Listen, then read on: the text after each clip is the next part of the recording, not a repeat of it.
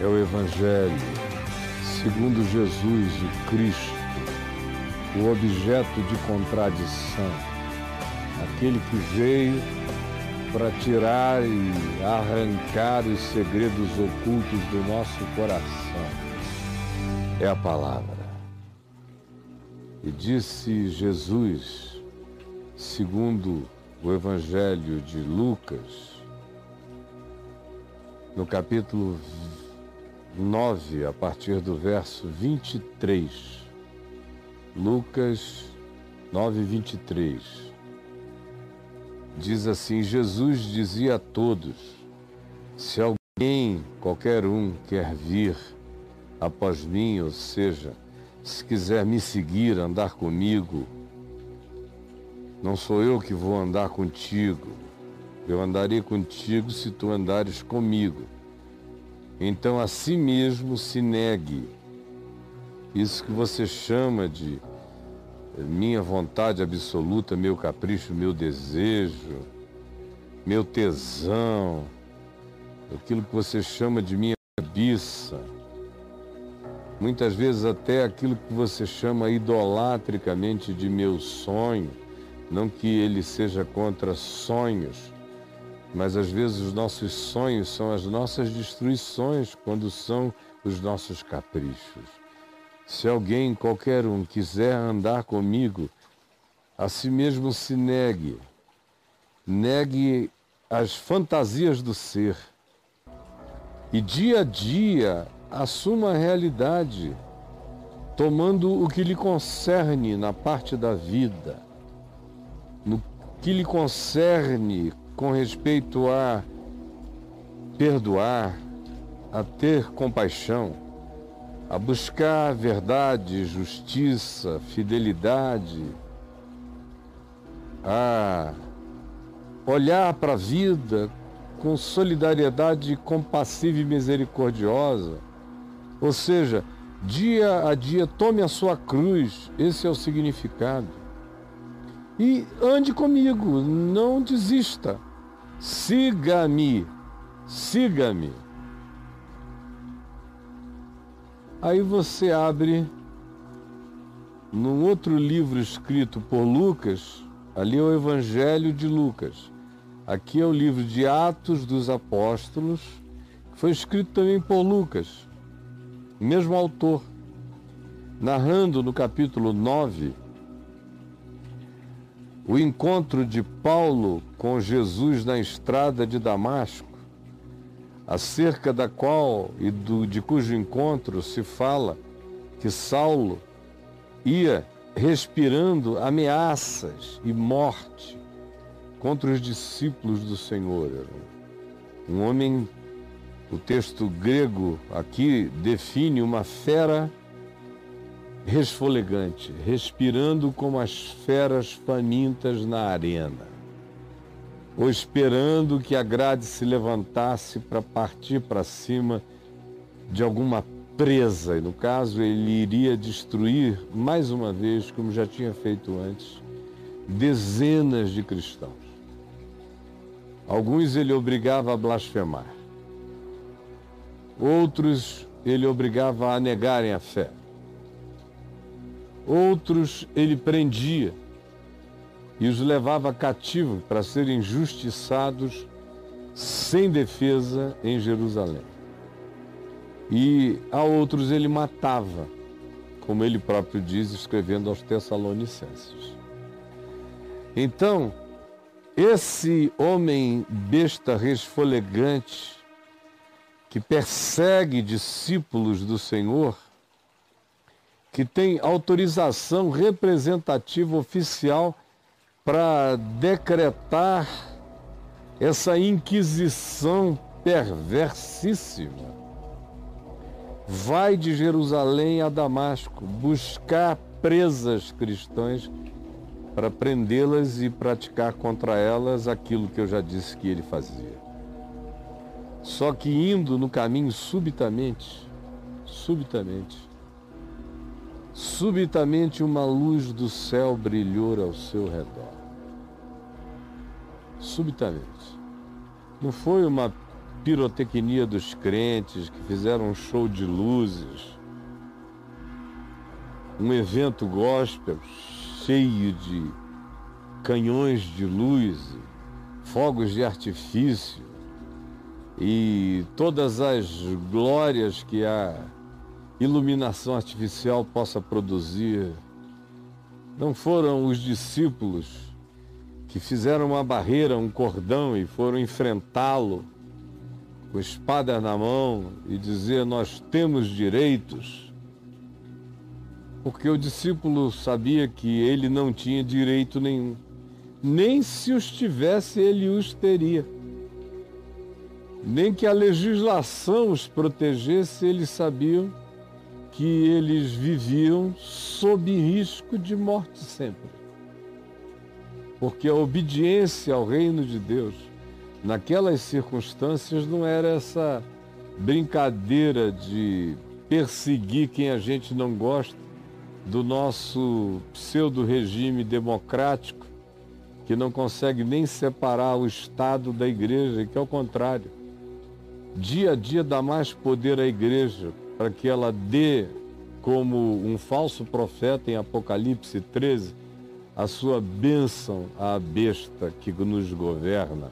Apocalipse 13. Hoje, eu digo, tanto quanto disse muitas vezes durante o governo militar, nos anos 70 e 80, quando a igreja fazia a mesma coisa, durante os anos 90 e toda a minha vida, de modo que não tenho preferências, é um princípio que eu vejo recorrentemente acontecer.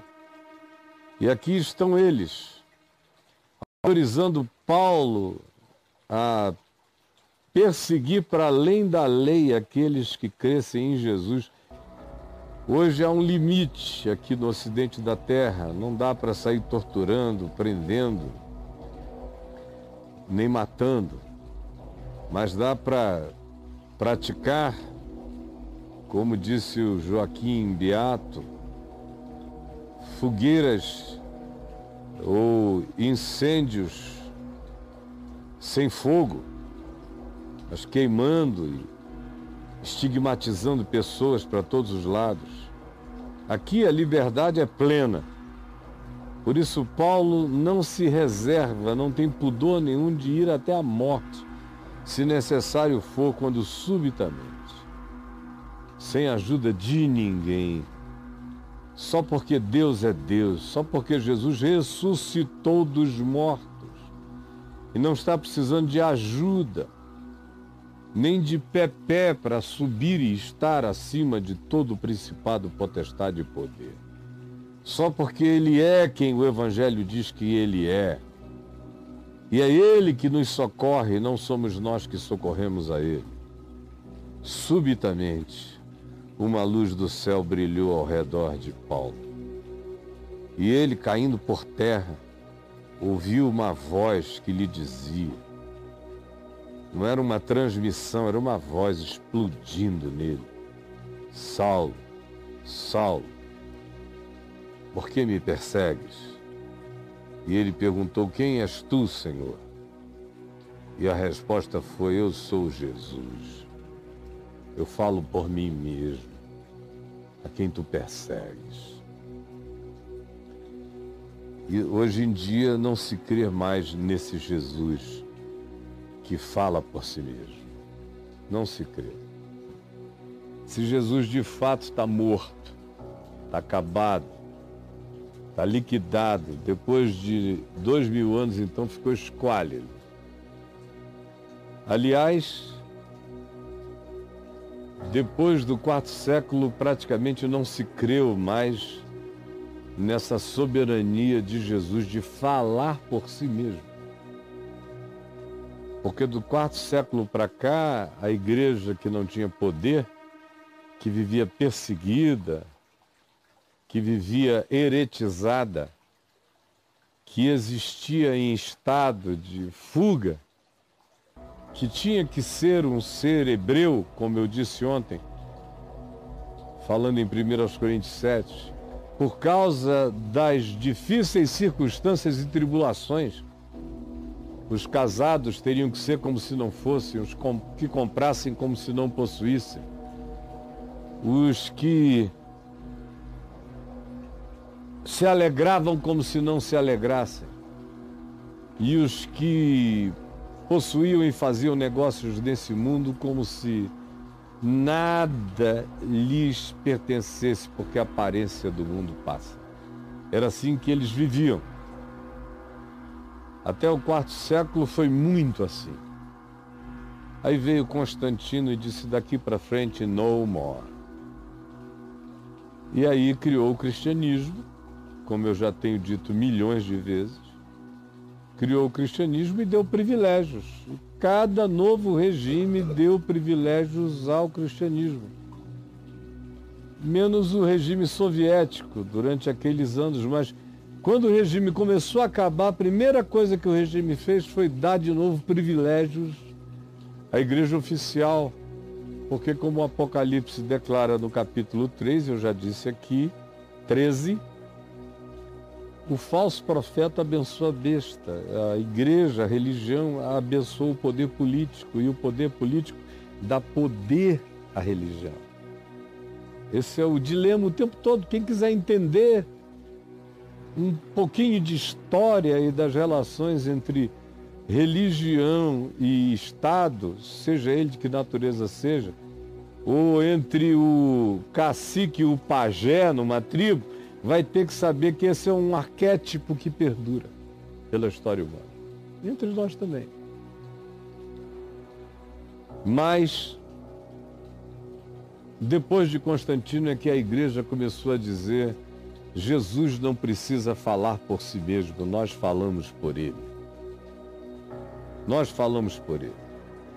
Primeiro era o imperador, depois era o monarca local, depois era um principado germânico, francês, depois era a monarquia inglesa, depois, fosse qual fosse o sistema, o regime que se instaurasse, se criaria uma teologia para justificar a relação da igreja com o Estado, do Estado com a igreja, do falso profeta com a besta maior, da besta que emerge do mar com a besta que emerge da terra, o falso profeta, a religião.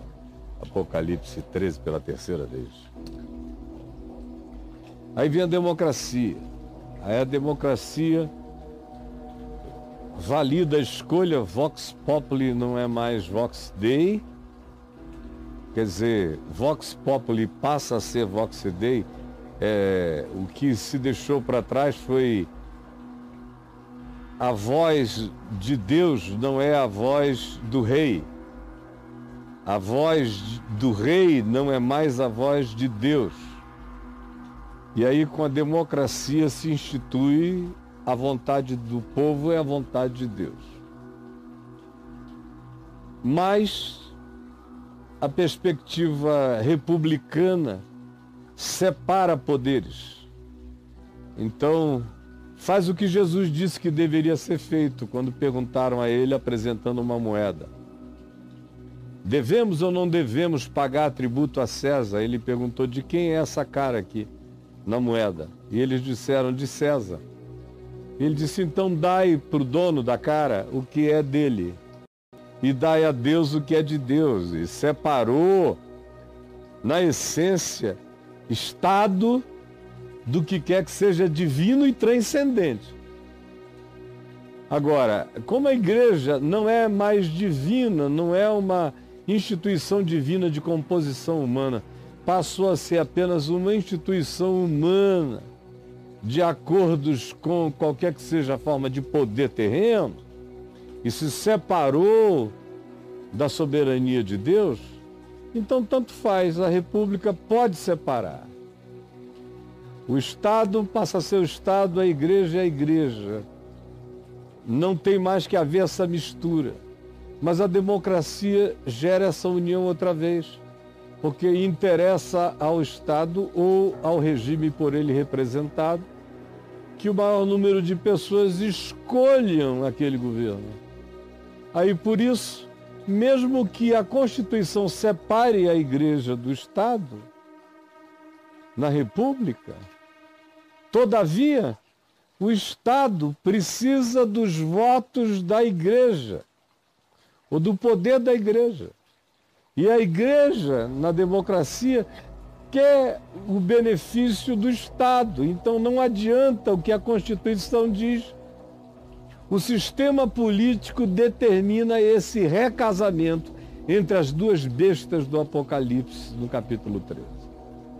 E essa é uma recorrência desse mesmo arquétipo, deste mesmo modal de perversão que está na história. A gente vê em todas as histórias, desde o Antigo Egito, mas na história do Ocidente cristão, a gente vê isso numa recorrência, com pequenas intercorrências, mas a recorrência é, de fato, a regra. E esse Cristo, que para Paulo, na estrada de Damasco, não existe mais, a igreja sentou na cabeça dele. Porque com o Estado ou o regime dependendo dos votos da igreja e a igreja crescendo como instituição que fala em nome de Deus e de Cristo, o regime fica refém da igreja, enquanto a igreja abençoa o regime e se corrompe. Porque o regime detém e determina o conteúdo a ser seguido. E a igreja segue aquele conteúdo para receber o oferimento e as bênçãos do regime, os privilégios do regime, os poderes do regime. E aí, essas bestas se retroalimentam e a história fica bem na nossa cara, 1.700 anos, mostrando a mesma recorrência, mas cada nova geração nasce cega e não crê no Jesus que fala por si mesmo. Não crê. São os crentes que falam por Jesus, fazem pressão nos governos, nas autoridades, enquanto Jesus se nega a participar e diz: o meu reino não é deste mundo. Enquanto Jesus nunca pediu a ajuda de ninguém para defendê-lo. Ele diz: eu estarei convosco. Ele não diz: por favor, estejais comigo. Estarei convosco todos os dias. O poder que vocês vão usar é o meu, é o poder do Espírito Santo. Não é poder político. É o poder do Espírito Santo. É o poder de sinais, prodígios, maravilhas, graça. Não é o poder do dinheiro, é o poder do amor, da compaixão, da misericórdia. É o meu poder. Que não fiz conchavo com ninguém, é o meu poder. É o Jesus que fala, é o Jesus que diz: se alguém quiser vir após mim, negue-se a si mesmo, tome a sua cruz e siga-me. É o mesmo que encontra Paulo na estrada de Damasco e diz: por que me persegues? Luz do céu, cenário humano nenhum, crente nenhum nas redondezas. Paulo é a sua comitiva, e a luz e a voz. E a luz e a voz. Por que tu me persegues? Esse Deus que interpela, esse Deus que não precisa de interpelações humanas, que não precisa de ajudas nem de defensores, nem de promotores de justiça do reino de Deus, nem do Evangelho. Ele é o Rei dos Reis, é o Senhor dos Senhores. Ele é o Senhor da glória. É Ele quem dá sonhos à mulher de Pilatos. É Ele quem enlouquece a Nabucodonosor. É Ele quem ordena a Ciro que faça o que estava escrito a seu respeito 100 anos antes de ele nascer. Em Isaías, no capítulo 45. É Ele que ordena a César Augusto que faça um recenseamento, que leve uma virgem de uma cidade para outra para se cumprir uma profecia esquecida no livro de Miqueias.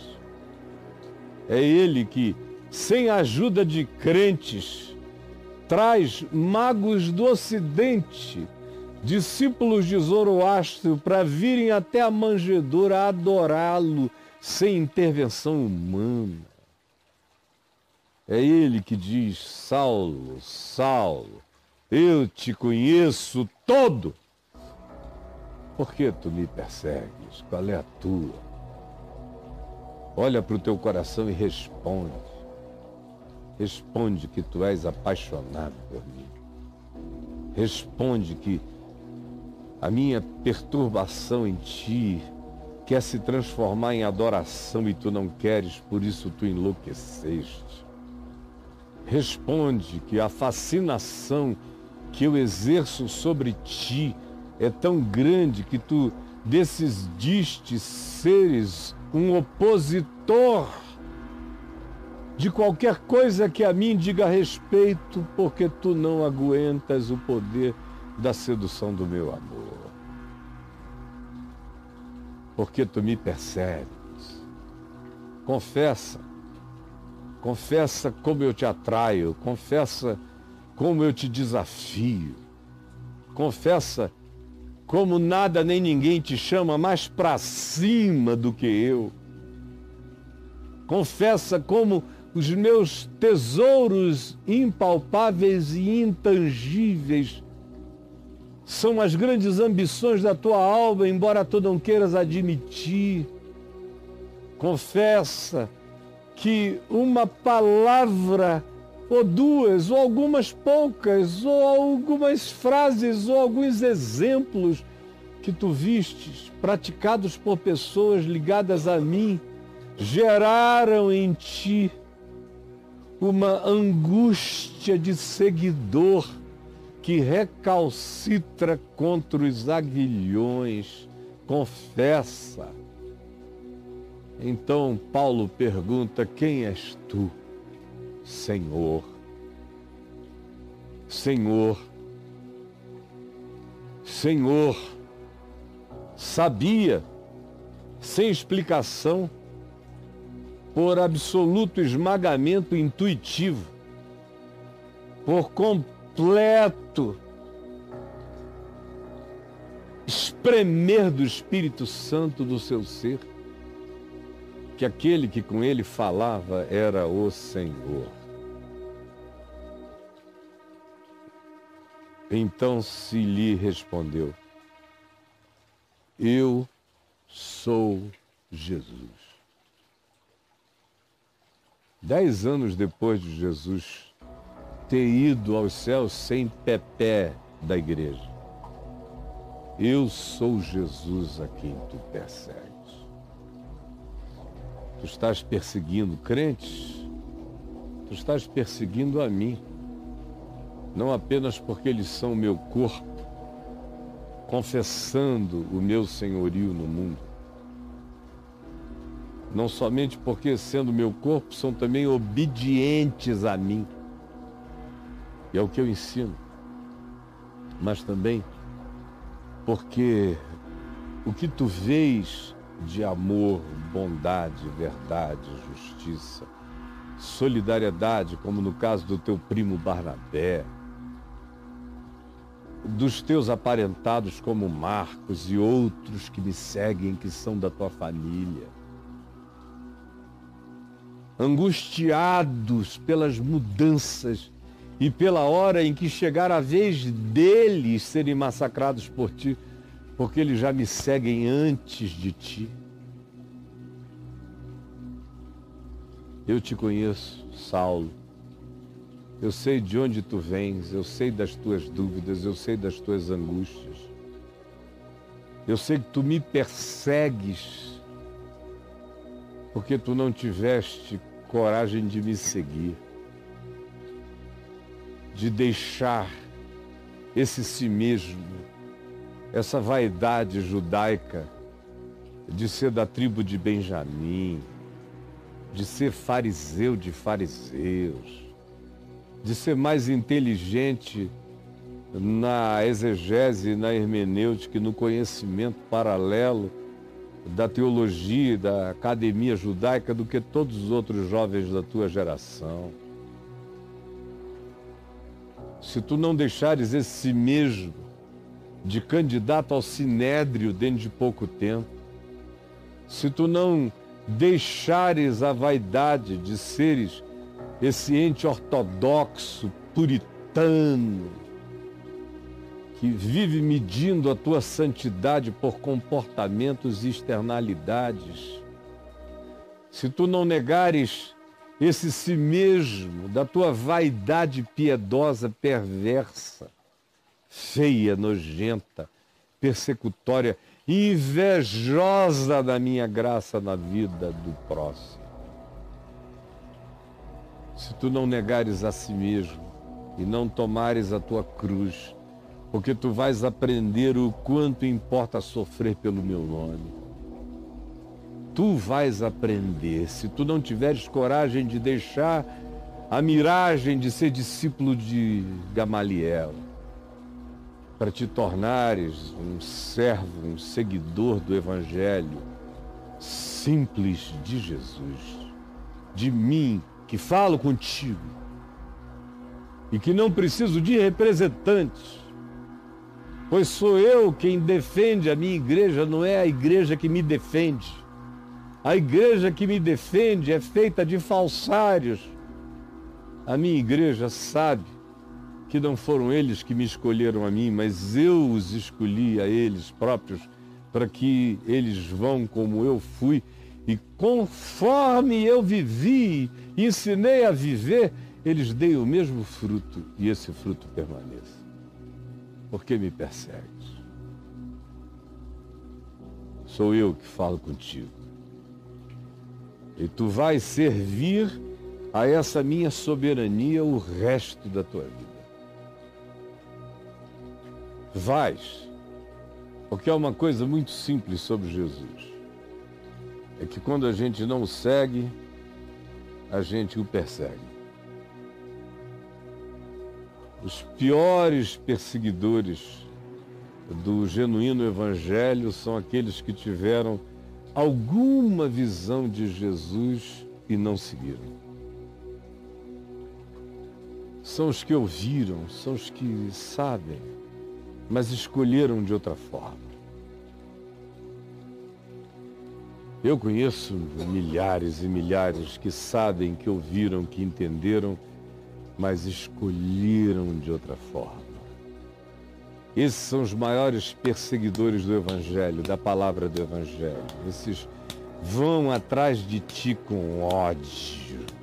Eles querem te calar, eles querem te silenciar. Eles mentem a teu respeito, eles inventam, eles infamam. Porque eles são fascinados. Fascinados. Fascinados pelo que você é, fascinados pelo que você carrega, fascinados pela alegria da tua fé, fascinados pela irrecuabilidade das tuas resiliências do Evangelho, fascinados pela tua sabedoria, pela tua inteligência, fascinados pelo poder da ressurreição em ti. São tão fascinados que passam a te perseguir. Assim como Paulo perseguia os cristãos, fascinado pela vida de alguns como de Estevão, ou a vida de Barnabé, que era primo dele, ou de João Marcos, ou de uma quantidade de outros, sobre os quais ele fala aqui em Romanos, no capítulo 16, dos parentes dele, parentes consanguíneos que estavam em Cristo antes dele, que se converteram ao Evangelho, estavam na lista negra. Ele iria ter que chegar nesse pessoal da família que creram em Jesus. Ele sabia da fé de cada uma dessas pessoas. que tinham crido em Jesus antes dele, que eram primos, parentes, gente boa, que de todo o coração tinham se entregue a Jesus e corriam risco de vida todos os dias. Gente extraordinária, notáveis apóstolos em Cristo e que estavam em Cristo antes de mim. Gente que era amiga dele de antes, gente que ele conhecia muito bem, que ele podia dar testemunho do caráter, e que eram parentes dele, e que já estavam em Jesus, obedecendo a fé, antes dele, Paulo, ter esse encontro com o Jesus que fala por si mesmo, aqui na estrada de Damasco. Aí eu fico vendo essa arrogância toda. Gente, é porque a ignorância toma conta da mente. E basta o indivíduo ir ali citar um versículo bíblico fora de texto, de contexto, atrofiando tudo, e você, numa ignorância absoluta, engole tudo que é tipo de loucura. E passa a não gostar de tudo aquilo que te chama à lucidez. Passa a odiar a luz. E eu peço ao Senhor Jesus que hoje haja a subteza de uma luz do céu sobre ti. Pá! Você que acha que está aí para defender Jesus no mundo, para combater com ódios que falam mal do nome de Jesus, mesmo que não seja só o nome, você não sabe de nada, então aonde esse nome aparecer, parece que é de Jesus que você está falando. Aí você vai se tornando, em nome de Jesus, esse Paulo invertido, é perseguidor de outros crentes, ou perseguidor de ateus, ou perseguidor de comediantes, ou perseguidor de gays, ou perseguidor de qualquer pessoa diferente no gênero sexual, perseguidor daquele que não pensa politicamente como o seu grupo religioso, perseguidor, perverso. Vira um Paulo, uma besta, resfolegante, respirando ameaça. Mas eu sei que chegou a hora de muitos que chegaram aqui cheio de raiva, de ódio, que vão ver essa mensagem porque alguém implorou, porque não tiveram alternativa. Mas eu sei que subitamente virá do céu uma luz, e o Jesus que fala de si mesmo e por si mesmo vai falar com você. Vai falar com você, você. Não precisa de coro, não precisa de orquestra, não precisa de luz artificial, não precisa de nada. Vai chegar ao meio-dia com uma luz mais brilhante do que o sol. Vai tirar graça diante das estrelas e fazer você ficar ofuscado pela grandeza da revelação, e vai falar contigo, ele contigo no teu coração. Que é isso? Que paixão é essa? Por que tu não te entregas logo? Ao invés de saíres odiando aquilo que te fascina. Sou eu, Jesus, que falo contigo. Estou vivo e não preciso que ninguém remova a pedra da tumba para me ajudar a sair. Não preciso de José de Arimateia nem de Nicodemos para não deixarem que eu fosse enterrado como um indigente. Eu poderia ter sido enterrado como indigente, que eu ressuscitaria de entre os mortos sem pó nenhum na face. Glorioso. Não preciso da ajuda de homem nenhum. Eu sou aquele que só não intervém mais na história porque vocês se metem na história contra mim. Por isso agora chegou a hora de Jesus se meter na história contra a igreja. E eu estou vendo Jesus se meter na história contra a igreja, contra os que perseguem os outros, porque ele está sempre do lado dos perseguidos, ele nunca está do lado dos perseguidores. Satanás lidera os que perseguem, ele está sempre do lado dos perseguidos. A palavra de Deus não diz: filhinhos meus, tendes um promotor nos céus contra Satanás no inferno. Não, Satanás já está vencido há muito tempo. Tendes advogado junto ao Pai. Ele representa a causa dos oprimidos, dos desprezados, não os dos que têm o poder de estigmatizar, de desprezar, de perseguir, de nulificar e de botar no ostracismo da existência. Vocês não perceberam ainda de que lado eu estou? Sempre. E que a história é móvel. Que pode ser que os perseguidos de um dia se tornem os perseguidores de outro dia. Não viram ainda no Evangelho como muitos dos que me amaram foram alguns dos que se interpuseram mais veementemente contra a minha vontade e sacaram da espada contra a minha paz e quiseram impedir a minha cruz e lutaram contra a graça de Deus de me entregar como um cordeiro por toda a humanidade. Vocês não perceberam como a história conta que na maioria das vezes, todas as vezes que vocês se tornam oficiais validados, vocês se tornam o falso profeta, a besta que emerge da terra do Apocalipse? Não notaram ainda até o dia de hoje? Mas eu estou aqui para peitar vocês.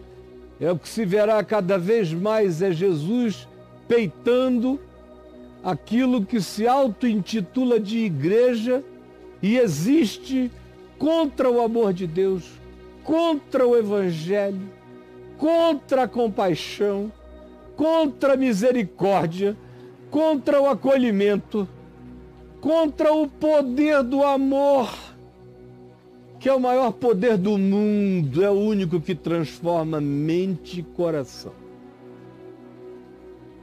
Quem quer que se coloque neste lugar anti-amor e graça, se torna Satanás, ainda que venha vestido com mitras sacerdotais. Vocês não conseguem entender isso? Que quem não segue, inevitavelmente persegue? E tanto mais quanto tenha sabido o que é seguir, mais veementemente persecutório se tornará?